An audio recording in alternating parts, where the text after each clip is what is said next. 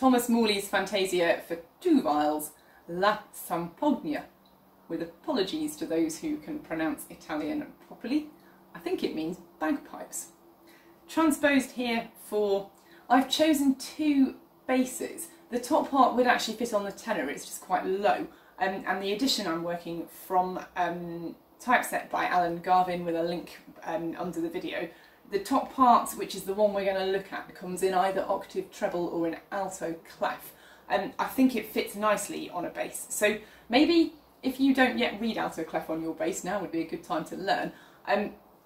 These things don't have a massive range, so it doesn't go higher than first position. It's in G major, it sits predominantly in first position really nicely under the hand.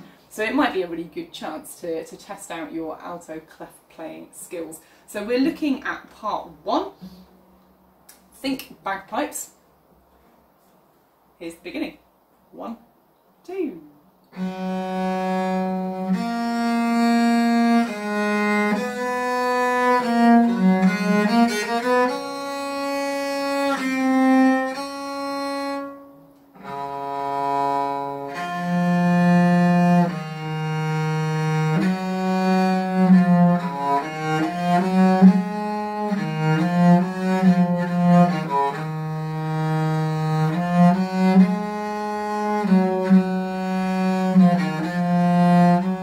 Shall we stop there for a second? So, I started on a back bow.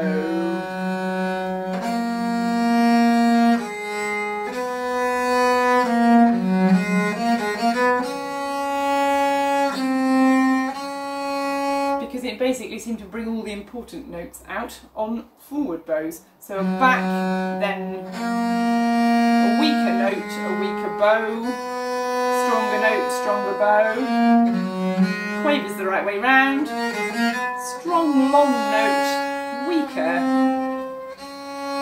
and then weaker ending. But back bow seems to sort most of our bowing out in the beginning. First position, and just hold things down, yeah, keep the G down as you cross over. And again, you might go for the top string. It's got slightly more bagpipe-ish quality to it, hasn't it? Take your pick. But then I think there, I might err on the side of subtlety and just get that out of the way a little bit halfway through bar 5. Going on, you can bar these.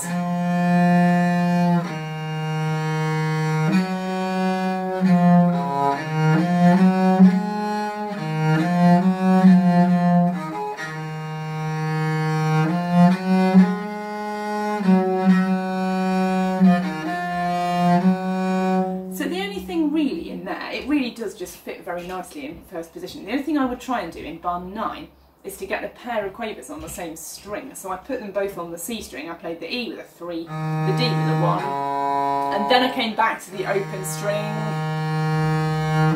at the end of the bar because it seemed to fit nicely. And so far so good really. Should we just go from the top? Plenty of bow, plenty of sound. Here we are. 1, 2, 3, 4.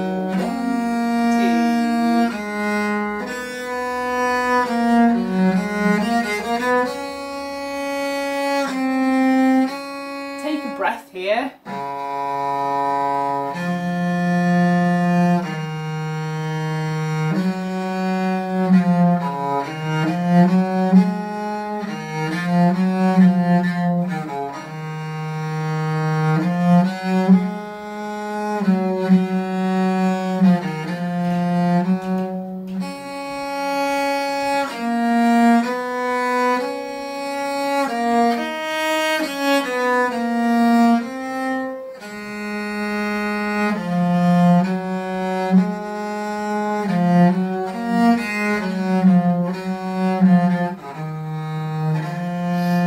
There a second, there's a few things to think about.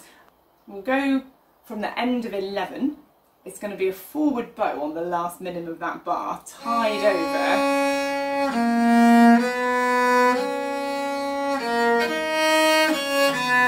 That's a bar with the fingering, isn't it, in 13.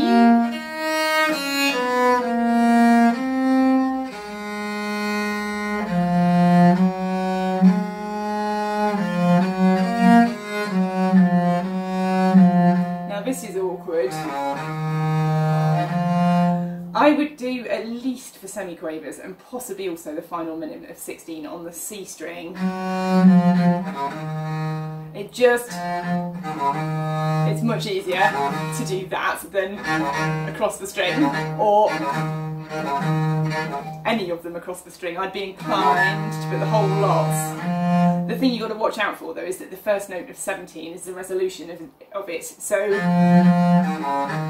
what you don't want is for that to stick out because it's on a new string. So just watch that the downbeat of 17 is weaker than the final beat of 16. Bowing wise, you've just got to be nippy about it, you know? Just make them little. I think it's fine. You might slur it. Not really. I think there's time to bow that out. Let's go from the last minim of 11. Last minim of 11. Lots of bow. 1, 2, 3, 4, 1.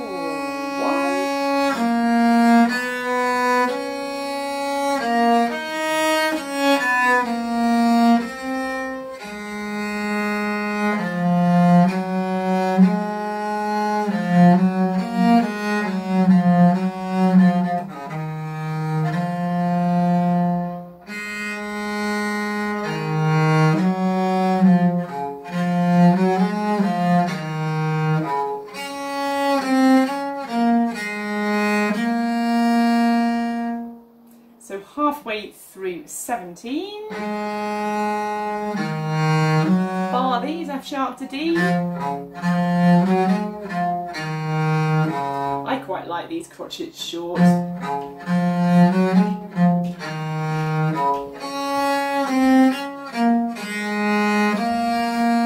Just a bit lifted. Be careful not to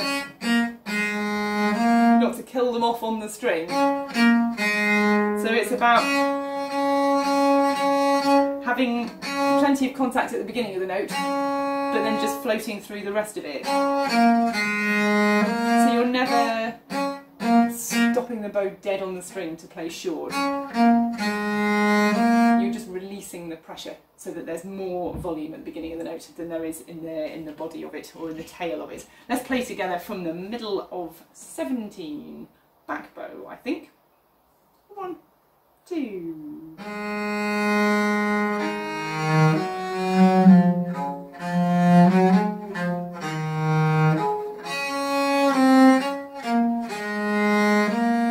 Going on.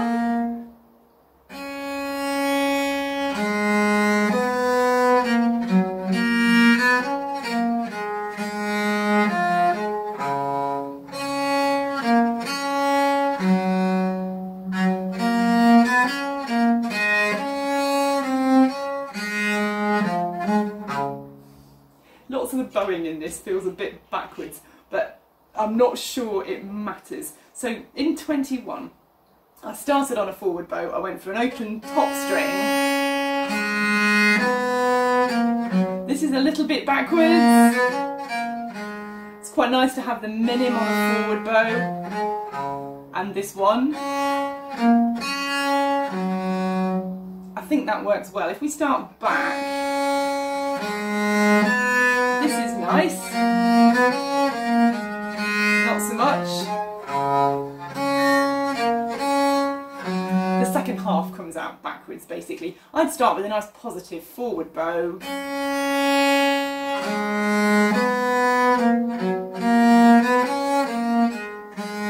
Give plenty of front to the notes that you want to make a bit of a feature of. So that's in 23. Much more on the minim than on the first crotchet. I'm quite short on the bottom one, but I have not taken my left hand off. I'm quite short with the bow. Then a back.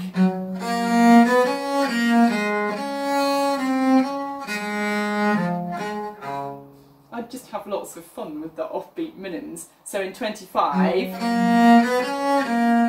nothing on that A, but plenty on there, on that offbeat, just rocking the pulse a bit. And the same in 26. Let's play from 21, the second minim of the bar. Open string, I think, forward bow, plenty of sound, and 1, 2, 3.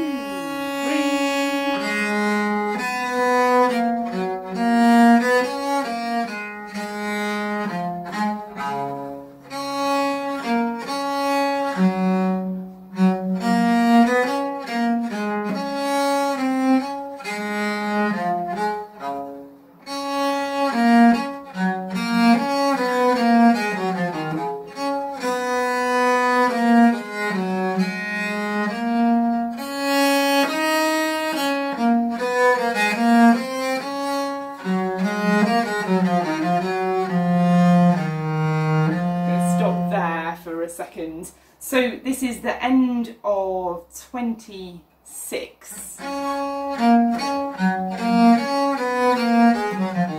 I'd start on a forward bow. I wonder whether the open top string, that could be quite fun, couldn't it, to have a whole G major chord. So halfway through 27, you've got all of those notes on different strings. You've got your finger held down on the G and the B, and the open D still sounding.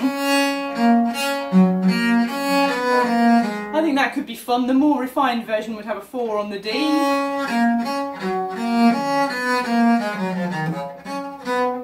Bagpipes. I quite fancy the open top string sound. Maybe here. It's got a melodic line to it, hasn't it? Absolutely hold the 1 down at the bottom. That B there at the end of 29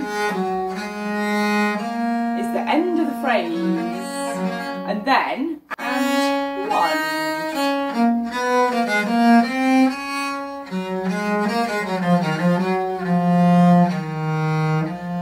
Again, that is the end of the phrase, isn't it? The F sharp in 32 before and 1.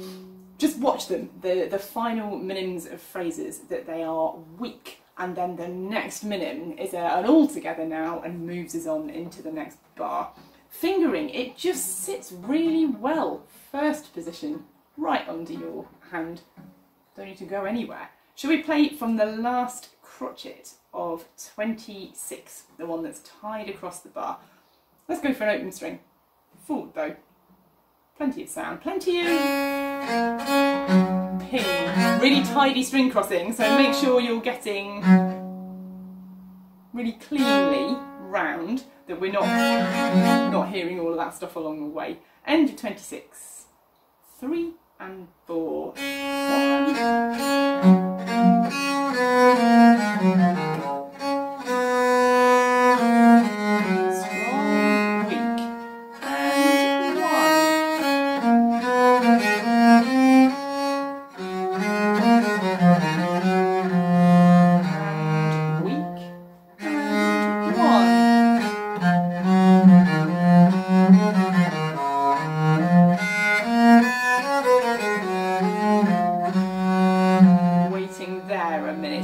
Now lots of that was backwards, wasn't it? All the quavers in 34 and 35. But then it sorted itself out, so I don't know that I'd bother to worry about it, to be honest. It just kind of comes backwards. I think it's okay.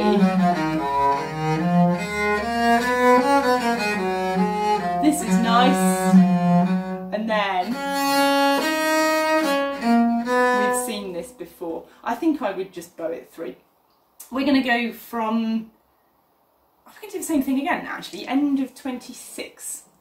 And we'll keep going, actually with the intention of getting to the end, because a lot of it is repeated.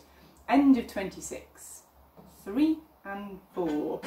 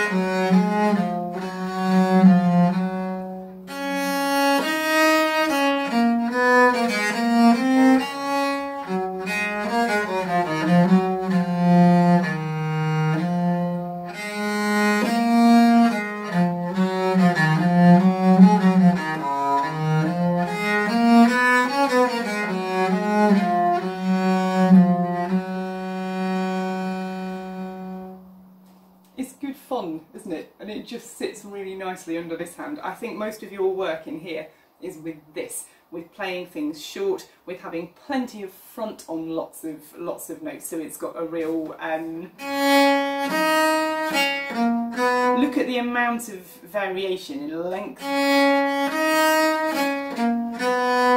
of bow. Just play about with it. If you're going to be purposeful about the start of a new phrase, be really purposeful about it. If you're going to keep things a little bit short, keep them really short. How little bow can you use? Just experiment with wildly different amounts of bow as you kind of paint this not terribly subtle picture. So go for it. Use lots of different amounts of bow and really overdo things that are gestural, if you like. Make a really big feature of them in here. Let's play this part through from the top. After 2. 1, 2.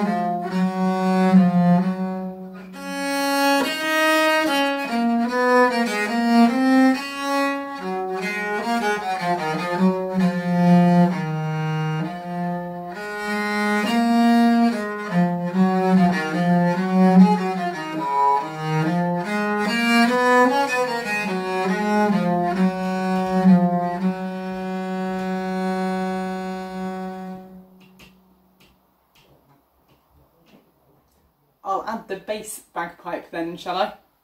So I start. See you at the end.